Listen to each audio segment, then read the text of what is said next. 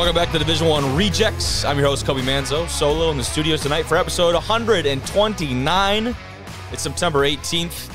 We've got not one, not two, but three guests for you tonight. That's loaded, man. This is the first episode in D1R history with three guests on it. It might be. The first of which will be joining us here shortly. That's Wayne Cavadi. He is, I don't know, he's a lot of things. Putting a title on it, with a little subtitle, you see it just says covering D2 football for NCAA, because I don't even know what to say. He does a lot of columns and articles and a lot of different published pieces around all types of Division II sports, not just football, but his football coverage is super top-notch. We'll talk to him here very soon after this quick intro. If you want to get right to that conversation and the others, use timestamps, bottom of the screen on YouTube. If you're on Spotify, Apple Podcasts, wherever, they're in the description. You're welcome. Fast forward to any part of it, or just listen to me talk for a little longer. Otherwise, two other great guests today. Kevon Gregory, he's the DB from Newberry. If you live under a rock, Newberry just won the longest game in Division II history, 8 overtimes. That's absurd. I played a 4-overtime game in high school. I wanted to leave. The game was that long. We'll talk to Kevon in a bit, and then finally, Trey Thomas. He's a DB from Shorter University. Had himself a fucking day. Pick six, punt return touchdown, blocked PAT for a 2-point conversion. Like, dude had a serious game on Saturday against Chowan. Now, otherwise, we're going to talk to all those guys. Like I said, you can fast forward to those conversations. We got week 3 game recaps. Ton of big ones from the D2, D3 scene. Get some D2 teams playing FCS opponents. Definitely want to talk about those. Some big-time D3 upsets as well. We've got our Game of the Week selections. Go to our Twitter, Instagram. Make sure you read those in our new Substack. The articles on those we put out. Going to be some good stuff from them. Also, upcoming Player of the Week selections. We're kind of in the works on doing some Player of the Week stuff. It's hard. This shit is so hard. There are so many guys that ball out on a consistent basis that trying to pick one offensively, defensively for each level of football, incredibly difficult. So bear with me if I don't get those out until tomorrow or Wednesday or whenever. You know what I mean? I'm going to try and do it. But it's tough, man. But as always, you can watch this episode on YouTube. Like I said, do not forget about those timestamps bottom of the screen. Fast forward all throughout the episode. You can listen pretty much anywhere else. Apple Podcasts, Spotify, you name it. Follow us on Twitter, D1_Rejects, on Instagram, Division I Rejects. And somebody please subscribe, just one of you. We're at 666 subscribers right now, last that I checked. Can just please one of you hit the subscribe button? I'm not asking for everyone who watches this, but just one. Because that's not good karma coming my way right now. So help a brother out. Hit subscribe. Otherwise, let's get right to that first conversation with Wayne. Joining the show tonight, if there's a sport to be played at the D2 level, this man covers it. He covers it well. He's been doing it since 2016. The Dean of D2, Wayne Cavadi. What's up, man? Thank you for the very humbling introduction. I appreciate the kind words. Thank you. That's right. You say some call you the Dean of D2. Who is the some? I'll tell you. I'll give credit where credit is due. Western Washington's SID Jeff Evans called it. We met each other for the first time in 2016, and I had done a couple articles on their school, and all of a sudden he goes, "You are the Dean of Dean too," and it kind of stuck, and I love it. It's got a good ring to it. I like that, man. I like that a lot. But I mean, you and I were just chatting before I hit record. Holy D2 football! Have we been spoiled this year? I feel like we've been spoiled this year a lot. You know what the beauty of D2 football is I talk with the guys at D2football.com a lot, and I talk to other beat writers, and I feel like I say that every year. Right, every year you come in and you have these expectations and you make your preseason rankings and it all goes haywire by week 2, and I love it. And you talk about week 1, that opener, and mind obviously goes to the Mines game against GV, and I don't know if you could possibly set the bar higher for what our expectations are watching. I mean, obviously those two teams, but also just throughout the landscape, week by week. Yeah. I mean, first of all, week 1 every year should be Grand Valley State and Mines. There's no two ways about it. They don't fail to impress. They're two of the best teams. You could wipe the rosters clean, and they're going to always be two of the best teams. So that's great. But it's like you said, every week we get a couple of these big ranked games. The first 3 weeks of the season, as we saw this past week, you get a couple FCS matchups. The Ferris State one was incredible. The West Florida one, in all honesty, their defense played amazing in that first half. The offense just couldn't find rhythm. So the final score, the defense was gassed. They were on the field the whole time. The final score does not indicate how well that defense played in that game against a nationally ranked FCS school, Absolutely. So you get a lot of great matchups these first 3 weeks that kind of set the tone for the season and see where we're going from there. Let's start right with that, man. Let's start with the Bulldogs. Number one, I watched a good amount of that game. We're sitting around. It's on ESPN Plus, and at some point, I'm sitting there with my buddies, and my one teammate's on the couch. He's like, "Fuck it, I'll pay $10 for ESPN Plus. We're putting this on. Like at this point, we need to." So we tune in, and that's when they're going down the field. They had that interesting maybe fumble situation. You're like, that's over, and then it's returned. We're so back. They convert, and then taken away from them right at that last minute. But just talk some big takeaways from that one. Obviously, Ferris's defense, that physical style of play. I know a lot of people didn't know if that would translate against a much bigger, stronger, at least supposedly more imposing FCS squad over there in Montana. Yeah, I mean, look, first of all, I mean, if you watched it and those announcers just kept saying it, the fact that they went into that stadium and didn't once lose their composure, not once. And that place was loud every time they were in the red zone. And if you ask me, they had that game, right? Oh, yeah. Early on, they went on fourth down inside scoring territory. The last drive, they were in scoring territory on fourth down. They missed a field goal. I think they showed the world that it's what you said, their defense, it's their signature. Yes. Tony coach could beat people with anyone at quarterback, and that's been his thing. He'll find these athletic guys that could play, former lacrosse players that become the best quarterback in D2, and he finds these guys that know how to do his system and win, and he tailors the system to their needs. But the bottom line is, they're fast, they're quick, they're powerful. And Montana didn't know what was coming, and you could tell that they were overmatched, at points. Obviously, Montana regrouped, but that first half, it was all Ferris State, if you ask me, and it kind of showed the world that D2 could play. I mean, that was incredible. And you talk about that quarterback tandem they have going on right now with a guy like Gulker, who we saw last year. We know he has a nose for the end zone, especially when they get anywhere inside that red, gold zone, depending on what coach you ask, whatever. But looking at Malik and what he brings to that offense as well, a great soundbite I liked from Anise earlier in the week is talking about, what is really the reasoning for going to a place like Montana. And you talked about it already, the atmosphere. And he had said that, in an Anchor Bone Classic, like, you're going to get that place packed. I don't care if you play out in the Kroger parking lot. But at a place like this, where that stadium shows up and shows out, we talked about it on this show a lot, like, what the hell else do they have to do out there? Like, it's a football game. Everyone in there is there.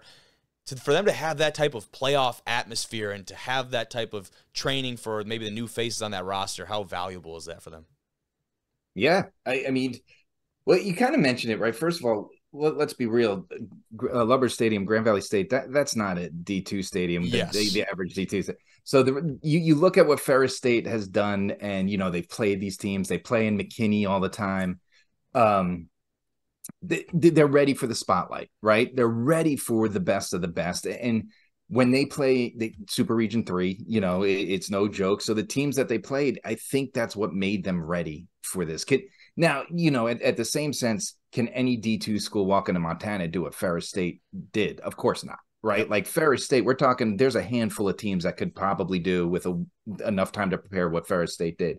But I think what they've been through the last, really since 2018, since they lost that national championship game to Valdosta State, the teams they've played, the stages they've played on, like this, they were ready for this, like, and it showed. And so when you're asking what lessons they could take away, I don't think it was any lessons. I think it's just they're going back and they're being like, what we do works, right? Like what we do works. We are the number one team in the country, and they could that's a huge confidence boost that they came out of there losing by a score. And that's bad. That's bad for everyone else in D2. Right. And they get a bye now, and then we have them on the road at their place. That's going to be homecoming too, right? That's a tough one. Yeah, their homecoming game. Our boys from Northern up here will travel down there, but we can move on down the list. Talk about just briefly on Mines. Obviously, a team of that caliber is going to beat teams they're supposed to beat. That offense is ridiculous. I mean, enough said. Like, what is it about this squad, man? Just moving forward, we've seen them play a couple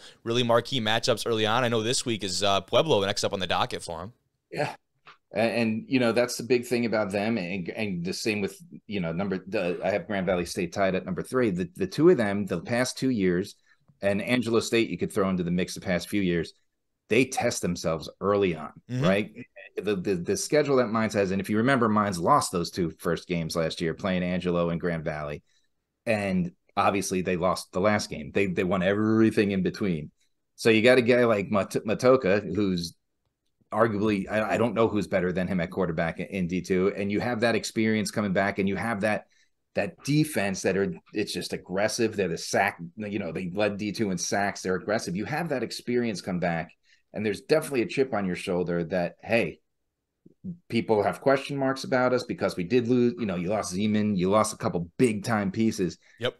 They have question marks after the way we showed up against Ferris State. Let's go out and prove the world, who we are. And they're showing it right now. They have 3 really impressive wins. I know Adams State wasn't the Grand Valley State or Angelo State they played, but they won 70-7, right? Yep. This past week. Like, when they're not taking the pedal off the metal for anyone this year. They're showing what they're capable of. And, they will say, you hear a lot of it, and if you look at the history, it speaks it. It's Super Region 3 or the Gulf South, right? That's it. And there's teams out there, and Colorado School of Mines is one of them that wants to show that, hey, there's other teams that can win, and they're showing that they're one of them. Absolutely. And that was all the conversation, when I tuned into that Grand Valley State broadcast in the beginning was, oh, well, they didn't show up very well against the GLIAC foe, blah, blah, blah. And then they start out that game, and it looked like they were going to blow it open for a little bit, and you're like, oh.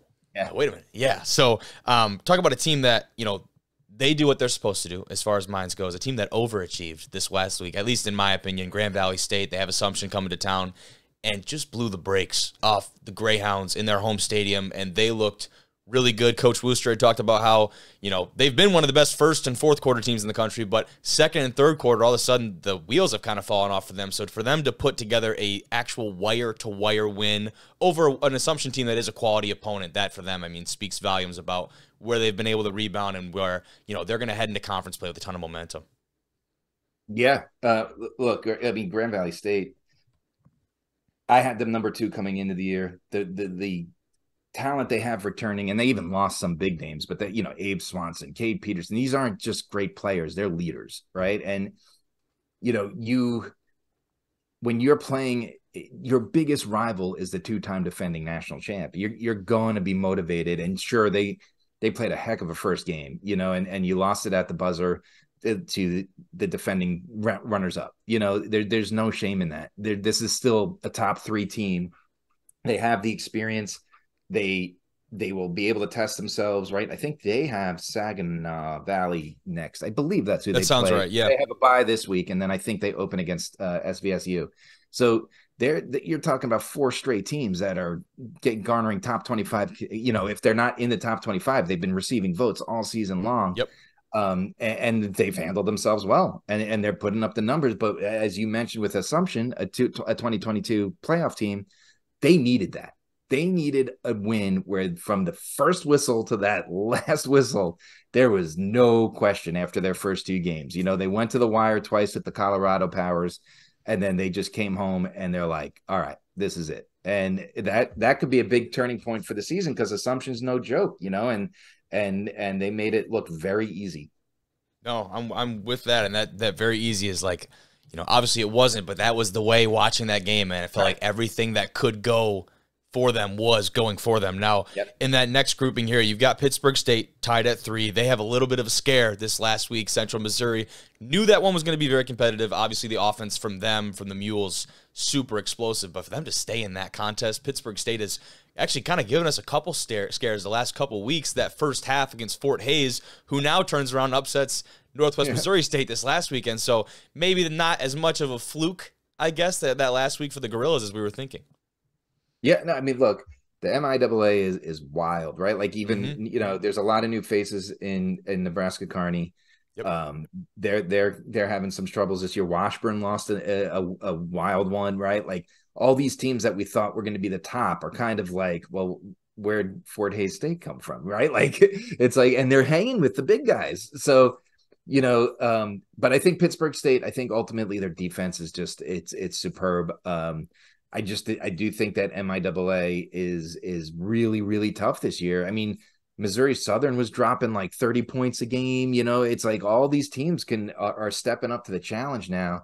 And Pitt State, they kind of shift the switch last year by winning the MIAA, right? It's been Bearcats country for so long that sure, other teams make the playoffs from the MIAA, but finally it was like, you may be too young for this. I may be dating myself, but when Rocky and Drago are fighting, oh, come on now, finally in the seventh round, like Rocky cuts Drago and they're like, he's bleeding, he's cut.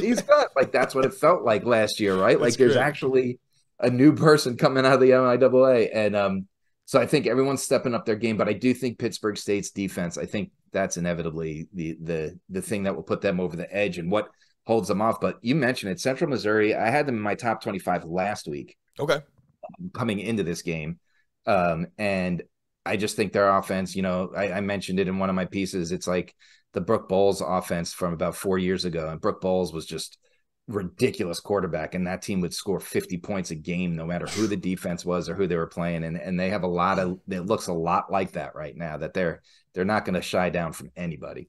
I hear you there, man. Now this next, I'll kind of group them here. It's talking about 5 through 7. You've got Minnesota State, Mankato. You've got Bemidji State at 6. You got Ouachita Baptist at number 7.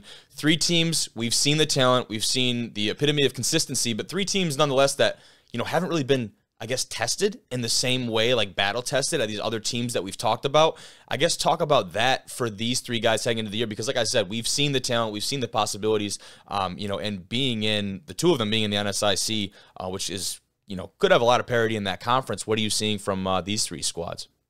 I think it's a lot of what you said right now, right? It's what we know. And these are programs that are going to come out there and they're going to take care of business. And that's exactly what they've done. I agree. They haven't been, like, if you look at their strength of schedule, it's not lighting the world on fire, but they've done exactly what they were supposed to do. Minnesota State, I thought they were top 10 for most of the last year. I was just really impressed with how they turned the corner.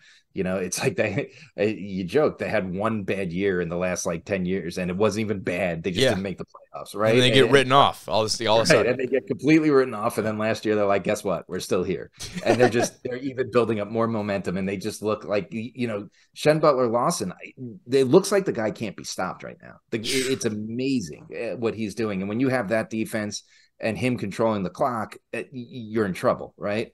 Bemidji, I think the impressive part for them so far, again, the competition isn't a Minnesota State or anything yet, but their defense has been impressive. They're used to winning shootouts because of Brandon Alt. Yeah. So far, their defense has been impressive. And Ouachita is Ouachita. I mean, they're going to run the ball down your throat. They're going to throw it exactly when they need you and be completely efficient when they do. And then their defense isn't going to let you score. And that's just wash, rinse, repeat, right? That's their recipe for success. Now, granted, they get to the tough part of the schedule and you got Harding and Henderson State to go through. The end of your season's no easy run. So, they have to win these games. They don't have a choice if they want to lock up a postseason bid. I hear you. And we had the chance to have Trey Thomas and then Shen Butler Lawson also on the show. And he had talked, like, my quote, I always try and find the one quote, for the little social post or whatever. And he had said, like, we're just trying to get back to old school Mankato football. And I'm like, that's what they're doing, man. Their time of possession, just like eating clock. Yeah. You go on an 8-minute drive, and then the defense knows they got to come right back out in the field and suffer again through the same thing. Like, that is demoralizing. Like, that is so demoralizing for a squad. When you just know that style of offense is coming, and it's, what are you going to do about it? So I'm excited to see them, as they move through that NSIC and see what's going on with them. But we can switch over to the Gulf South a little bit. Delta State, West Florida, got them flipped this week as opposed to last. West Florida coming off that game against FAMU where really, I guess the moral of the story, offense just couldn't get going. Pee-wee, super out of rhythm. Kudos more so to Florida A&M just getting in there, applying consistent pressure. And then Delta State, an upset over an FCS opponent, albeit, probably not the same level of FCS between the 2 of them there. Obviously, there's levels to it. Yeah, and typically I don't let an FCS game affect my rankings, but 3-0 is 3-0 and West Florida is 2-1, and really the week before West Florida was 8 and Delta State was 9, and they were really right there. It's right here. And You know, West Florida's defense has been ridiculous. They allowed 6 points going into the FCS game. Delta State, both of these teams for me they weren't in my preseason top 10, but they were top 10 teams, if that makes sense. There was just a huge amount of question marks. Sure, you had Shegog coming back in Delta State, but not a lot of everybody else. And don't forget, 2 years ago, they weren't a playoff team, right? They were a 500 team. Patrick Shegog comes in, and all of a sudden they're a steamroller, and they're taken down. I remember they were on the road for like 6 of their first 7 games last year, and they just steamrolled everyone on the road. West Florida, Pete Shinnick, I mean, the guy was what he did is there should be stories written, like books written about it. The guy walked in and was in a national championship game, right? It's like, who does that? It's absurd. So you have a new coach come in, you have a couple new changes on defense. Shamari Mason leaves town. David Durden's on the Cowboys, for crying out loud. Yeah. This team lost some major stars. You lost arguably one of the best, obviously not long tenure. He wasn't there long enough, but what he did in the time there, Pete Shinnick's one of the greatest D2 coaches ever, and it was all gone.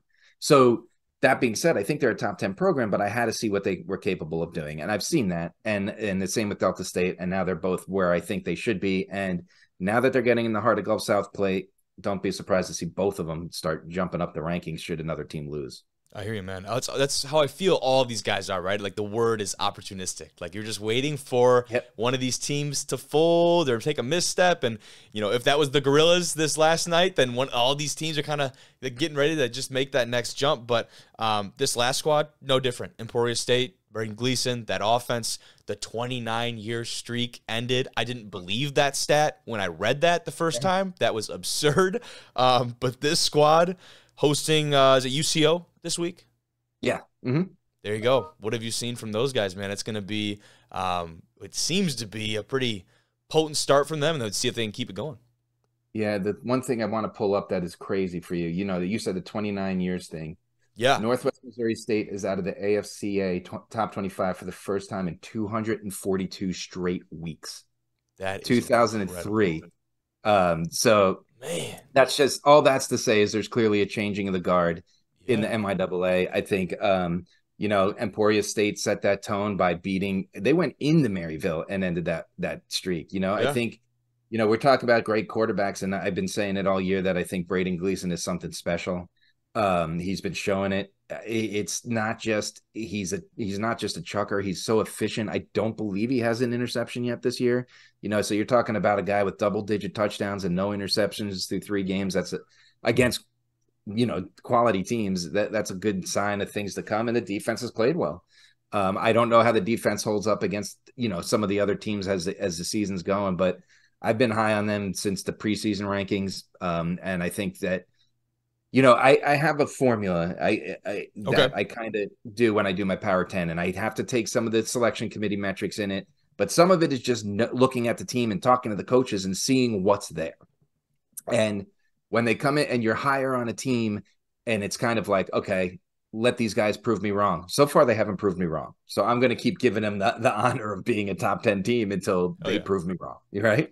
Oh, yeah, man. I hear you there. But I guess last piece for you. You had the first 5 out. Talk about some squads like Benedict, Lenore Rhine, Harding, Slippery Rock, Virginia Union, all these guys who have had some, obviously, they're in the conversation. They've had some pretty impressive wins.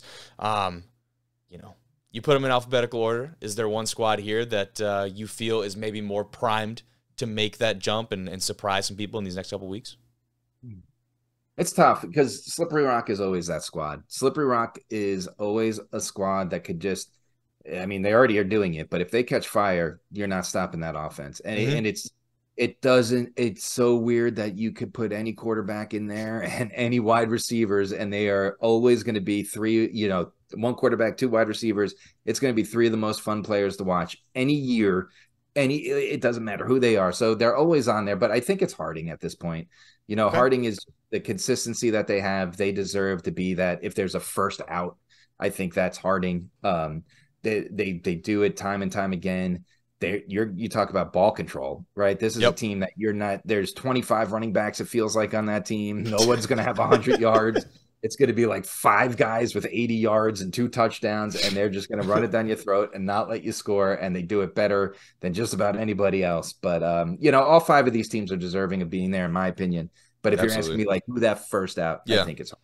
Yeah, I got to put you on. I got to put you on the spot at least once. You know what I mean? I've been throwing up layups here. I got to throw you maybe a little off speed or something, man. But that's all I've got for you. Like I said, I really appreciate you finally getting you on here. First of all, you're the man. Continue doing what you do. And I hope this isn't our last conversation, man. Yeah, no, same here. And I appreciate you having me on. I love being able to spread the word of D2 Sports, and appreciate all your kind words. So, yeah, anytime. I can't wait to come back. Hell yeah. You're the man. Wayne, have a good one, man. You too. See ya. Appreciate Wayne joining me. We talked about a lot of those top 10 matchups. As far as the D2 games go, we'll probably skip over a couple of those, highlight some other teams. Do have some other cliff notes on the Ferris State-Montana game. Wanted to go a little bit more in depth in that one specifically. Just, first of all, what a game. What a fucking game. That was awesome. I told Wayne we paid the $10 for ESPN Plus just to watch that son of a bitch. It was awesome. So, again, big takeaways from that one. You look at some of these statistics. Ferris State held Montana to 189 yards of total offense. He talked about that defense. That's the stat that lets you know this Ferris State defense is legit. You probably didn't even need to know that. You probably already knew it. 84 yards rushing on the day for the Grizz. That is ridiculous. Time of possession, Ferris dominated it, 33 minutes to 26. And, just at times, our offense going to get going. Penalties were definitely a big part of that as well. I'm trying to find here. Ferris had 15 penalties for 106 yards. And we had talked before the game about that's one thing you just can't do. When you go into a stadium like that against a really quality opponent, you can't have 15 penalties. Coach Anise knows that. Those guys know that. I don't expect them to do that again. They're definitely going to get that cleaned up. But also, takeaways from each side. Both sides had an interception. The one from Ferris comes from our guy, the D1R athlete, Sean Stevens. Gets his second week in a row with an interception. Shout out to Sean, the boy. And, they're still number 1 in the country because that was such a game, man. But, again, another game we talked about a lot. Grand Valley. Assumption comes into town. They're a top 25 squad. Grand Valley routes them, man. Cade Peterson, Christian McCarroll named GLIAC Offensive and Defensive Players of the Week, respectively. Those boys balled out. Taking a look at the box score in this one, though, through just what was a wire-to-wire win for these guys. Cade Peterson finishes 15 for 23, 237, 2 tuds, did have 1 interception. But on the ground, it was a very, very even split. Tariq Reed had the most carries, but only finished with 24 yards, or 21, excuse me, this is net yardage. So most of their rushing yards actually came on one play from the man that joined us last week. Kellen Reed opened the game up on a crazy jet sweep, comes around 48-yard tud to bust that thing open. Assumption definitely had bright points, but this Grand Valley team, it seems to be just finding their rhythm, their stroke at the right time, heading into GLIAC play. They might have a bye this week like we talked about, but excited to see what that squad does, man. Western Colorado at number 21, CSU Pueblo, the Mountaineers. How about a little upset action? 30-14. I don't know if it's really that much of an upset. If you really follow these teams, you follow the RMAC, I'm sure our guy Antonio Clark over there would say the same thing. Like, not a crazy upset necessarily, but still a pretty dominant showing for the Mountaineers. They win 30-14 over the Thunderwolves, and their main contributors, I think probably the biggest piece, for them, Chance Fuller, the quarterback who had a hell of a game against Grand Valley last week. I got to pull up the calculator for this completion percentage right now. 18 for 43 for Fuller. Let's see. 18 divided by 43. That is a almost 42% completion percentage. That's pretty good as far as the Mountaineers defense goes. I'm not talking about offensively. That was probably my key takeaway. They made him kind of stay off balance, stay off schedule, off rhythm. And their offense, while really wasn't extremely explosive, right? It was very opportunistic. They did have 1 pick. Bryce Lucas gets the interception there. Really well split on the ground, the rushing attack from them. And Drew Nash finishes 17 for 31 with 195. And it's just interesting, like, where do these 30 points come from? You know what I mean? When you're not having those, what's it called? When you're not having those big-time plays. And I will tell you, there was a punt return for CSU Pueblo, a couple field goals here and there. And just a really solid game overall for the Mountaineers. They were one that we featured in that little AI matchup, which was kind of cool. We might have to include them in another one. But definitely, I know they got added. We'll take a look at the new rankings here. But I know they made their way into that top 25.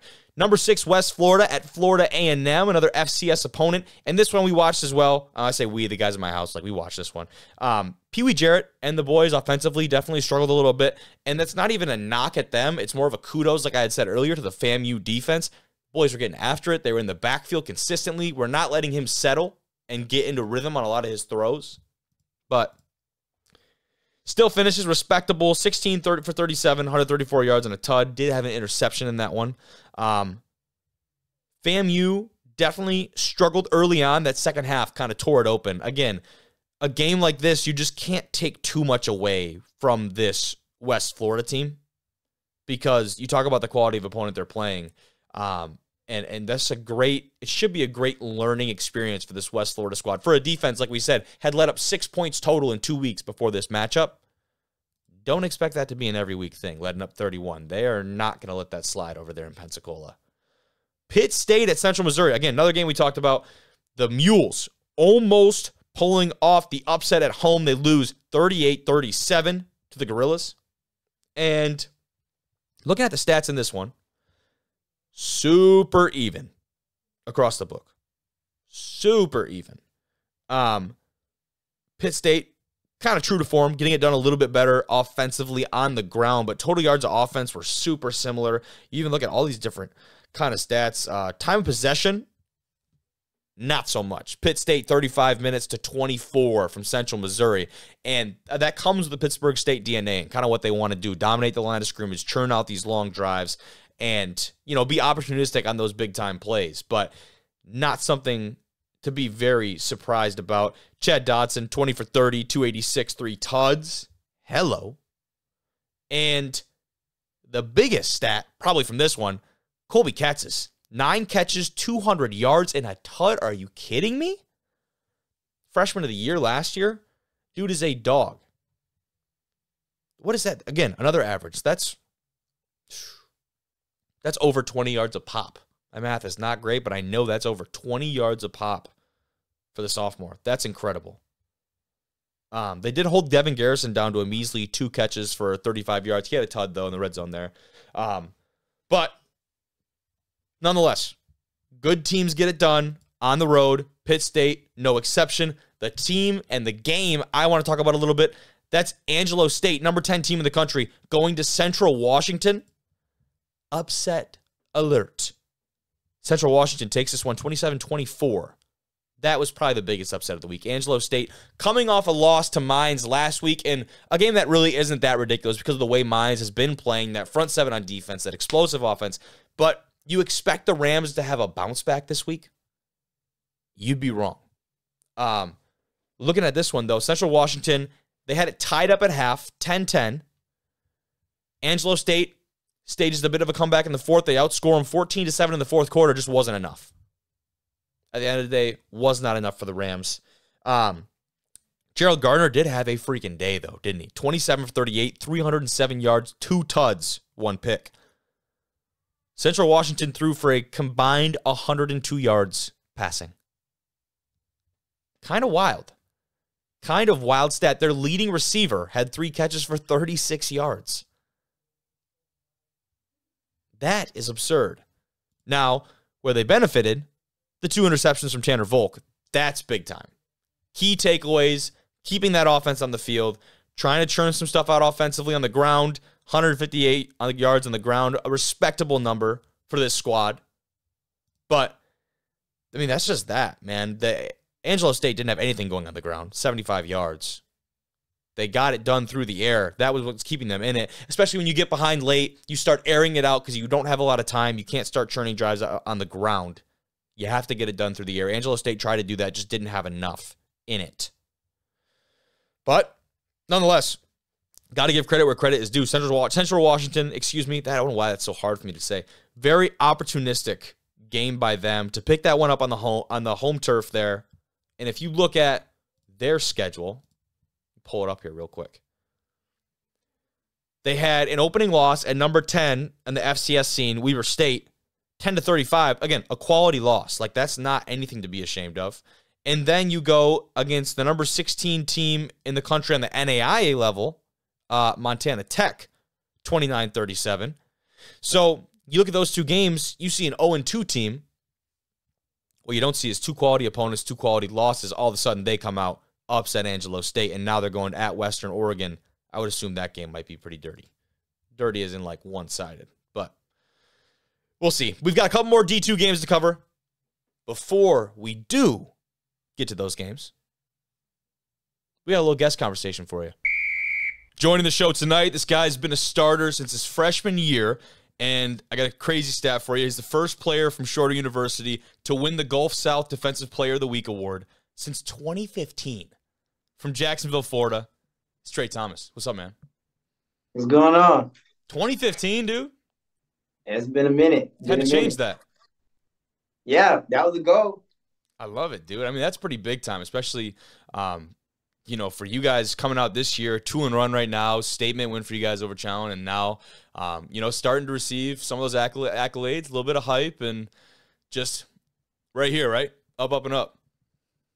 Yeah, we done had a lot of highs and lows. We having a high right now, so we just trying to maintain it overall. So that's the tough part, right? Like staying there, trying to continue that. But I'll read the stats for the people, man. You and I know them. But 2 interceptions. One was that 76-yard, the pick six.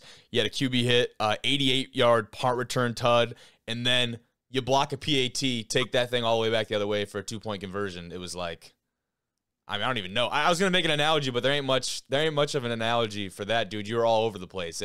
I didn't get to tune into the game, but that would have been fun to watch, brother. Yeah, definitely. I was really worried about everything was going so good, and playing DB, one little mess up, the whole game out the window. So I was really just trying to focus up, finish off the game. But yeah, that was my best game pretty much in a little minute. So I bet, dude. It's gonna be hard to top that, but hey, you could do it though. But talking about this game, scoreless first quarter, and it wasn't until second quarter, you guys scored 20 before the half. 2 of those, your touchdowns. It was the punt return first, then the pick six. Like you said, had to feel like everything was going your way. Was there almost this moment of like some shit's got to go wrong eventually, right? Like this is, you know what I mean? Not that it's too easy, but like, those games where you guys just seem to get every single break after break. That's not usually how football works. So in the back of your head, it's got to be eating at you a little bit. Yeah, definitely. I just felt like, man, I was playing so aggressive the whole game. I'm like, they got to hit me with a double move or something. So, yeah, I definitely had that in the back of my head. That's what you were looking for, though? Like some type of trickery or like a set you up? Yeah, definitely. Because I'm usually an aggressive corner. That's really how I play. So, I always get hit with a double move. They, hit me with a couple of hitches or a couple of outs, and then here we go. Up and out enough, let and go. So, I would really had that in the back of my head. Just had to focus on my technique the entire game. Yeah, I hear you, man. We've seen and I'm sure it's happened in the past. We've seen a lot of guys, though, especially the D2 level, from the DB position come over and be that explosive punt return or return specialist type dude for their squad. I feel like what is the crossover like from playing the DB position to going over and being a return specialist, man? I feel like it's different because I'm not consistently having the ball in my hand, running the ball. Yeah. So it's like a different drive. Oh, I can't go down by one man. One man can't take me down. So, and then 2, I feel like I'm not trying to come across as super cocky or anything, but I feel like I'm one of the best athletes on the field at all times. So let me outrun this guy. Let me put a move on him and just try to make an impact in the game, because how often do I get to touch the ball? Yeah. So, yeah, every one of those moments, right? Every time you do get the rock is like, no, well, shit, I got to make something happen with it because, this is my chance to do that. I get that, man. Now, Chowan finally gets on the board, and you don't even let them celebrate. That was their first touchdown. You block and take back for the 2-pointer, and that was that's almost like the analogy I was trying to think of earlier is like a cycle in baseball. You hit for the single, the double, the triple, and the home run. I don't know if the 2-point conversion was the home run. Maybe that was the single or the double, but either way, you kind of covered all your bases, dude. Yeah, definitely. When that happened, when that block and the scoop score happened, I was like, man, how am I gonna top this? So that was crazy. My teammates were hyped for me and stuff like that, and yeah, it was good for the game though, because them scoring their first touchdown, they could have changed the momentum of the game, but we stopped that right then and there, and put some points on the board. I'm gonna say, man, you took the momentum like right out of them, right? Because like you said, trying to claw their way back into the game, and talk about that a little bit. Being able to put a team away and keeping them away, right? Not letting a team like that claw their way back into it. I think that's just as important of a quality of a really good team. One, to get out ahead, but then two, to maintain and not let that other squad come back. Definitely, especially because they had some good athletes. Like their quarterback, he could definitely make some plays on his feet, which he did. It was some third down situation. We were trying to get off the field. He used his feet. So things like that, we was like, man, we got to put them away. We got to suck the life out of them to the point where they don't even want to play anymore. So that was the goal there. I like that, bro. I like that. Now, pretty big statement win for you guys starting out conference play. Looking at the last 2 years,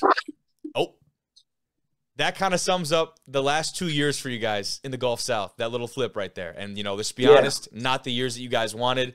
This year, though, like I said, 2-1, probably feeling a lot more confident about this squad. Is this the year? This is maybe your little clickbait title, but is this the year that Shorter makes a little bit more of a statement down there? I definitely think so. Coming in my freshman year, I didn't know what I was getting into with college, and college is a big difference. No matter what level, it's a big difference when it comes to athletes. Everybody has size, everybody has speed. So I didn't know what I was getting into. We didn't have a good season, but I saw the recruits that we brought in each year. Their mindsets was totally different from the guys I was doing my freshman year. And then two, just people starting to buy in. So I really do believe that this year in particular, we definitely gonna have a lot better season than the previous year. So yeah. A building block, man. Like, I'm not saying you got to go out and win the whole damn thing. You know what I mean? But it's building blocks, right? It's getting to, where you want to be. And what a better chance than this next week, man. At Delta State, the boys feeling up to the challenge? I believe we are. Delta State, my freshman year, we lost in about 1 point. And, okay. So, personally, I know guys in my class, they want some get back. They feel like we left that game out on the field my freshman year. We came back our sophomore year. They blew us out the water. It wasn't close at all. But I feel like because of the momentum we have defensively, not really giving up a lot of points, shutting stuff down the last 2 games in particular, I feel like going into the Delta State game, we definitely have an opportunity to, not only prove other people wrong, but prove ourselves right.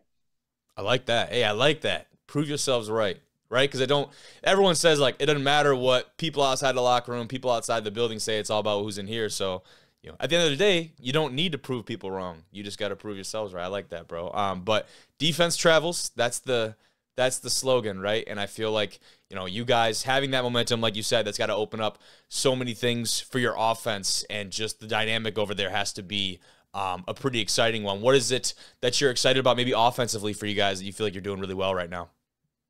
Honestly, we lost our starting QB first game of the season against Sanford, and we got a young guy in there. Okay. But with these 2 games and with our defense doing what it needs to do, I feel like it makes it more comfortable for him to just chill, let the game come to him. And we have some explosive receivers. I feel like out of all the years I played against some good guys. A couple guys went to the league or went Canadian that I went against. But based off the receivers I go against every day in practice, I feel like they're just as good as some of those guys who went out to the league or whatever. So if they perform the way they do in practice and the way they've been doing the last 2 weeks, we definitely have a chance in shocking some people.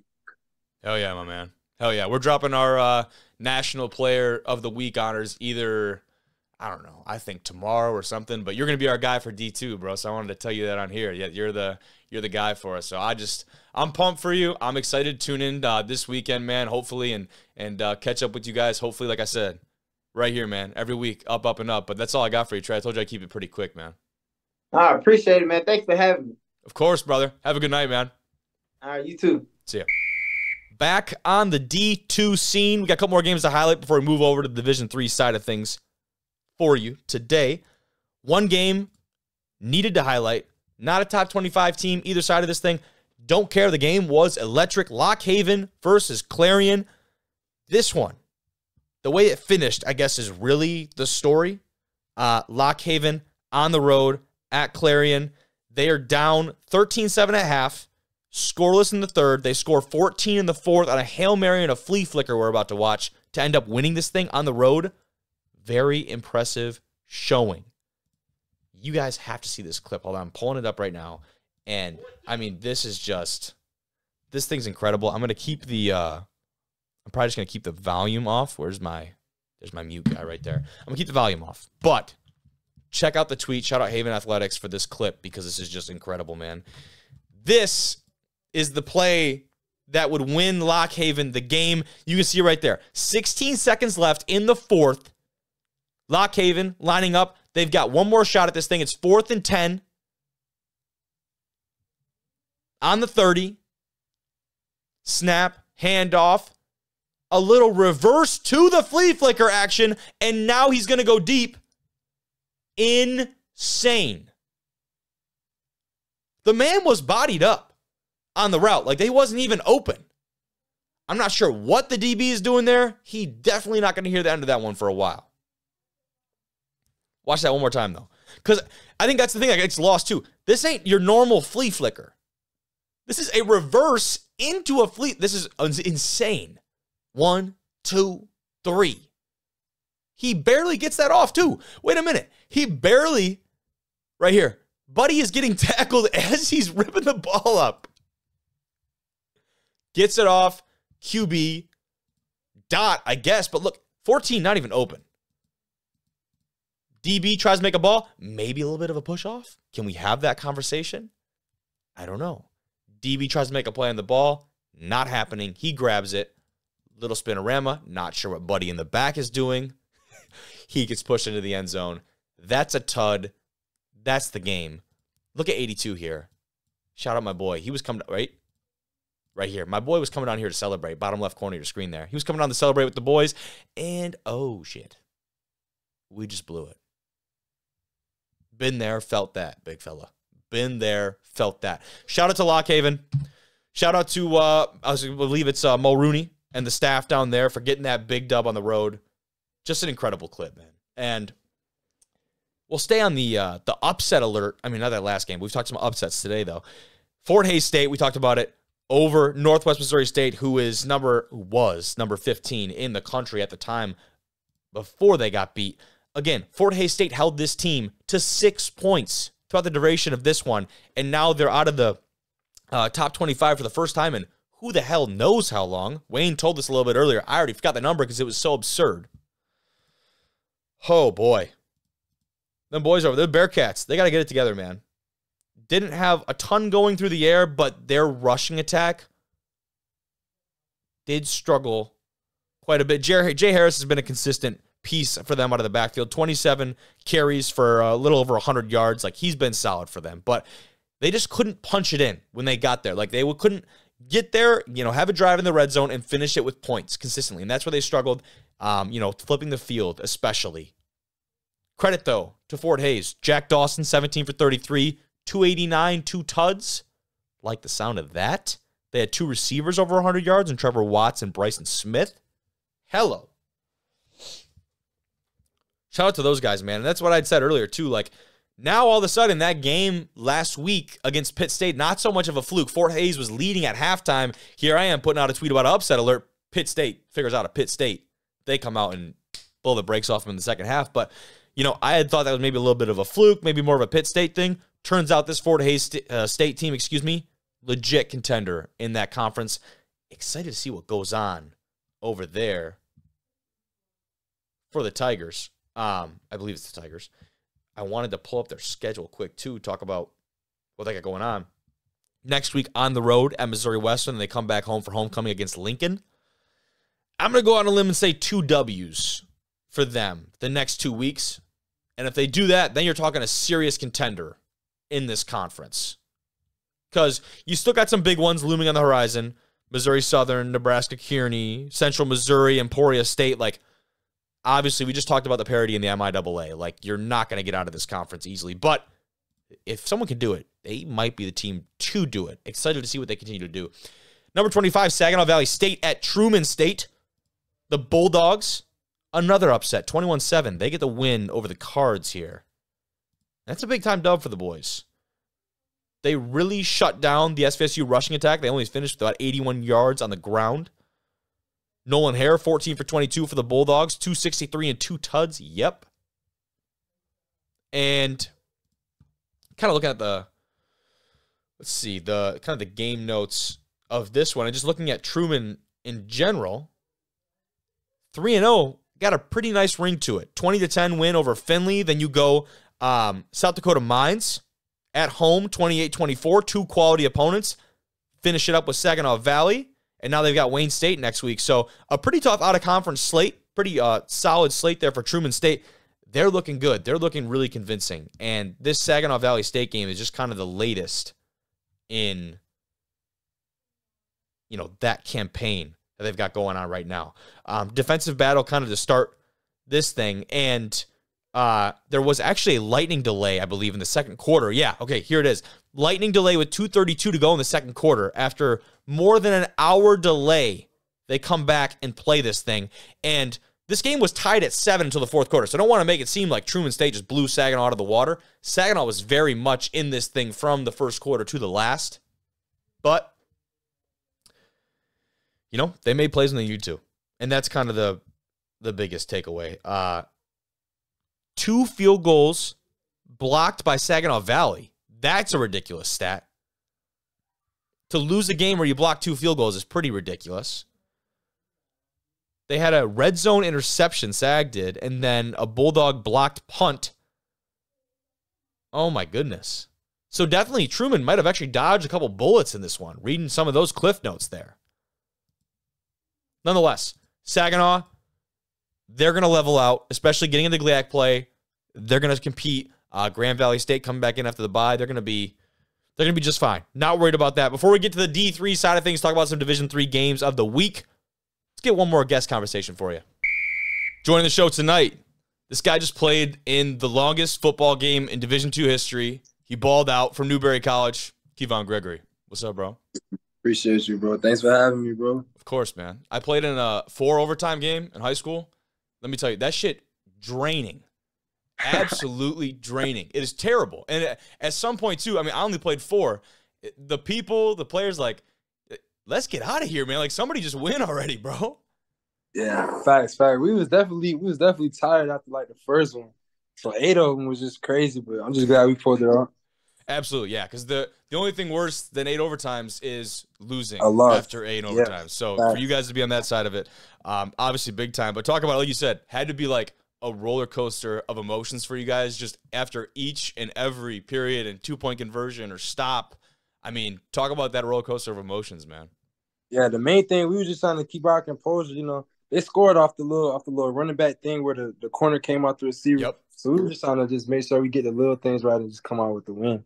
For sure, and that's a game, too, where you guys didn't score till the end of the third quarter. I was looking at kind of the recap there, and both defenses stepping up big time, some key takeaways. You had one on that interception. I believe one of your linebackers also had a pick as well. Yeah, Jalen. Big time. So, obviously, their defense playing their ass off, too, but then they had a chance to score the go-ahead touchdown near the end there, but got called back for, was it an illegal substitution? I think it was too much people on the field. I'm not sure. I'm not too sure about that one. I got you. So what was that, like where were they at in the field when that happened? I think it was like in the 20s. It was real close to scoring. Everybody was nervous.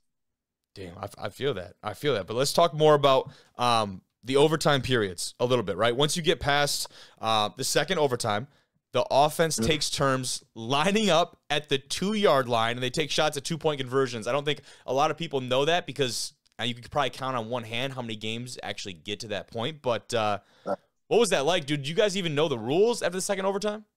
Honestly, I thought it was like sudden death. Whoever scored first loses, honestly. So when they scored, I thought we lost until everybody was running on the field. Oh, my gosh, man. Was that like everybody kind of felt that way?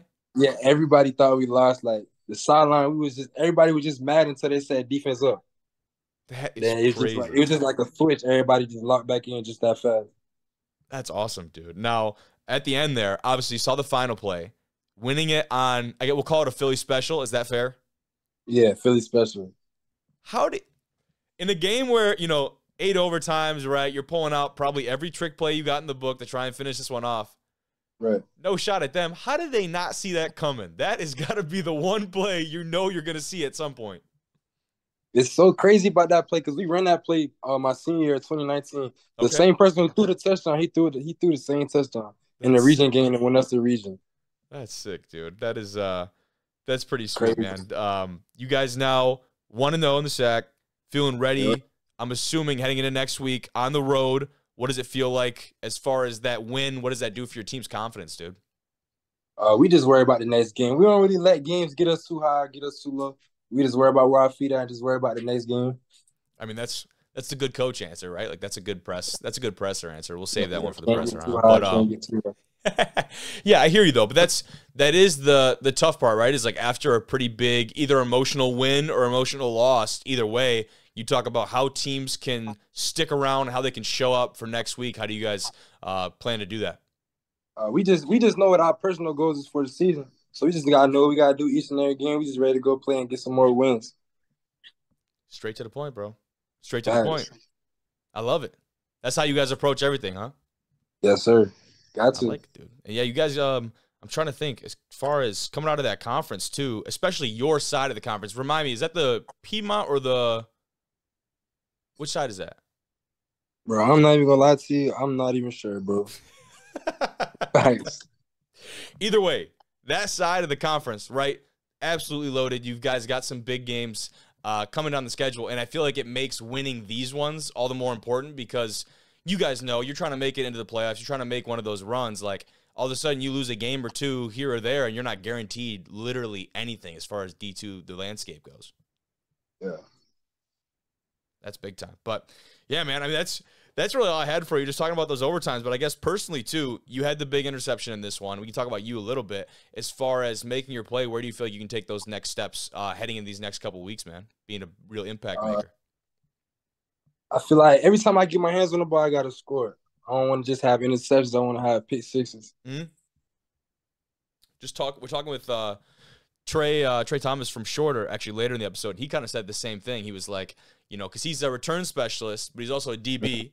And he's like, every time I get the ball in my hands, I feel like I got to make something happen because I only get that one chance. Is that kind of the same thing? Yes, sir. In fact, I don't even play no special. I just play DB. So every time I get it in my hand, I got to score it. I feel that, bro. Sweet, man. I told you it'd be pretty brief. That's all I got for you, brother. Appreciate you coming on. All right, bro. Appreciate you having me, bro. Have a good one. Of course. You too, man. See ya. Let's talk some Division III games, starting with our game of the week here from D1 Rejects. Number 4, UW Whitewater at number 19, Mary Hardin Baylor. The Crusaders 0-3 for the first time in program history, losing their first game in who knows how long on their home turf. Man. That's got game of the week written all over it, guys. And that would be why it is our game of the week. But looking a little bit deeper into this one, the Warhawks win 17-14 at the Crusaders' place. And who stood out? Not exactly the passing tech. Tamir Thomas, though, every week this dude's showing out. 23 rushes, 111 yards, 2 tuds. He is a model of consistency right now for the Warhawks. The dude has been all over the place. Love to see that. Overall, a relatively quiet game offensively for both these squads. Not so much a shot to their offense. Again, the defense has shined in this one, especially early. And that's just something that when you get into a game of this caliber, it's going to happen. Whitewater up 14-7 at the half. They'd be very quiet offensively in the second half, but I guess, they just did just enough to pull out that win. And Whitewater, when you talk about a schedule and a strength of schedule, they look good right now. They look really good. And you can see why they're receiving a first place vote in the poll. They go at John Carroll week 1 and win that one by 4 in a tight one. Then they come back home versus St. John's and blow them out of the water. After they just upset Trinity, that's a big game. Now, at UMHB, they get the W. Look at their next 3 weeks for Whitewater. Holy shit. At Oshkosh, back home versus La Crosse, at River Falls. If they make it out of that gauntlet, no shots taken at Stout, Platteville, Stephen Point, and Eau Claire. If they make it out of this gauntlet, we're looking at a potential undefeated UW Whitewater team, which coming into this year is not what I expected. But like I said, you've got 3 games here. These are all very highly contested games. Those are the best 4 squads in the WIAC right there. So I don't want to make it seem like that's a given, because it certainly is not. But if a team's going to do it, the Warhawks are going to be that squad. Again, you can see why they're garnering those first-place votes because of the way they're playing right now. Upset alert, though, probably the upset of the week. Susquehanna goes into Cortland, number 10 team in the country, takes down the Red Dragons. And let's take a look at this one. I got a clip for you to show from this one as well. But looking at this, here's one that kind of jumps out. Time of possession, Susquehanna, 37-51. Cortland, 22-09. They possessed this thing for damn near the entire game. Now, that didn't stop Zach Boyes from doing his thing. He had 400 yards on 11 completions. That's almost 40 yards a pop. 5 touchdowns for the Cortland quarterback. That is a ridiculous stat line, albeit in a loss. That is an even crazier stat line. My goodness. So he had 15 yards on the ground, so he had over 400 yards combined on the day. What a game from the kid. But when you possess the ball for 37 minutes in the game, you know the rushing attack was potent. It absolutely was. They had 2 guys do a lot of it. Their starting quarterback, Josh Elrick, he had 162 yards rushing, 227 through the air. And then Tommy Grabowski, 100 yards on the ground too, another tud. Super balanced attack for the, the Hawks? River Hawks, I believe. Kyle Howes, 9 catches, 142 yards and a tud for him. Just big time. Big time plays all over. Had a forced fumble, a couple sacks, looks like, and just really timely key moments there for Susquehanna. And I have a video here that I have to share. I just mentioned Kyle Howes, leading receiver for them. Why don't we take a look at this clip? Because, oh my. In the red zone here, throw that thing up, little back shoulder. No problem, my friend. That is a legit catch, and he wants him to know all about it. You saw that. I love it. The boys getting him away, take him away a little bit. But what a grab, man. Let me get that one more time. Let me get that slow-mo. Oh! That is beautiful. And then, let me see. I see that. He looks up, see the ref, see the touchdown sign. Man, get off me. What a play from the kid, man. That's sick. That is so sweet. Shout out to the man here, Brendan Alvino, for the clip. Awesome clip. Had to shut you out. Love to see it. But man, hell of a clip there. A couple more games to highlight. Number 7, Linfield. They barely pull out one at Redlands. 17-10 against unranked Redlands. And, just kind of a scary run-in, to be honest. If you're Linfield, who, I guess didn't necessarily struggle in many facets of the game, but just couldn't put together enough points to pull away, I think is kind of the key takeaway from this one. Didn't have any turnovers offensively. They weren't playing extremely sloppy football, but maybe just worth noting if you're looking at those top 25 rankings there. John Carroll at Baldwin Wallace was an exciting one if you're a Blue Streak fan. 30-7. And we talked this game about, is this the second place game in the OAC because this is Mount Union's conference? The way that John Carroll's playing right now, like I said, they have a chance to compete with Mount Union. This is not a game for second place. This is the game to potentially run the conference, right? We know they had a loss in week 1 to Whitewater. Narrow loss. That doesn't affect their conference standings. Now, Baldwin Wallace, yeah, didn't look great, right? They scored a touchdown in the first quarter. They actually scored first. Did not score again. Baldwin Wallace, not exactly wire to wire, but a pretty dominant win in general. 29 first downs to 11 from Baldwin Wallace. The stats continue, man. Over 300 yards passing, 400 total offense. But that time of possession stat, man, I'm looking at all these games. 37 minutes to 22. Guess who won? That's what it comes down to a lot of the time. Joe Collins, 23 for 33, 302 and 2 tuds. That's how you still fill a stat book right there. Excuse me. But John Carroll looking really solid. And when you, excuse me, I'm trying to find, I was pulling up their schedule here. But like I had said, that has a lot more implications than just second place of the OAC. This is a team that is trying to make the run this year. They're tired of waiting. They want to make it happen now. They're at Heidelberg next week, which Heidelberg, historically, not the strongest opponent in that conference, but that could be a little bit more of an interesting game than you expect, for sure. They don't have Mount Union until the second to last week of the year, so that, depending on how those teams continue to go, that could be the game. Number 14, Lacrosse at Northern Michigan. Definitely got to talk about those guys. They pull out the 34-3 dub at NMU in the Superior Dome. And a pretty balanced attack from them as far as, you know, you got, let's see here, 1, 2, 3, 4, 5, 6, 7 different guys getting carries on the ground. You got 1, 2, 3, 4, 5, 6, 7, 8, 9 different guys catching the rock. And for me, that was the biggest thing with them. I watched that game. Obviously, I was here covering it for Northern. And with this Lacrosse team, and this is not a shot at their offense, there is not a player on that offense that necessarily stands out and is a marquee guy. Shit, maybe they all are, because they get it done. They're just solid across the board. And like I said, it's not a shot to them. It's actually kind of a compliment because they have so many contributors offensively. That's dangerous. That's dangerous for an offense to have that. Northern obviously could not handle it defensively. And, you know, that's a team that was ranked very highly, appropriately so, suffered a bad loss. It's not a bad loss, a narrow loss last week on their home field, though, to Hardin-Simmons, and they wanted revenge. They got a little bit of a get-back week this week. Finally, though, number 13, Johns Hopkins at Salisbury.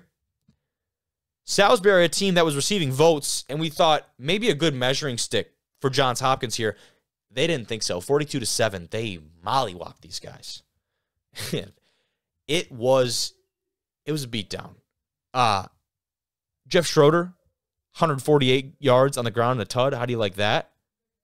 They finished with 250 yards, John Hopkins did, on the ground alone. You know what I mean? Had an interception as well.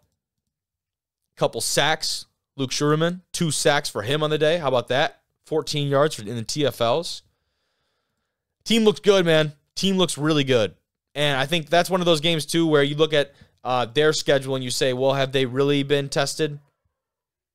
And by the way, they kind of have. That Ithaca win in week 1, 27-17, that was a good one. But anyone else, I think, has been kind of, you know, the doubters have been silenced because that was a really dominant wire-to-wire win over a really solid squad in Salisbury. So it's kind of all we got. Be on the lookout for more of our Game of the Week picks, our Player of the Week selections. Otherwise, make sure to follow us on the socials. If you have stuck around this far, I really appreciate you, man.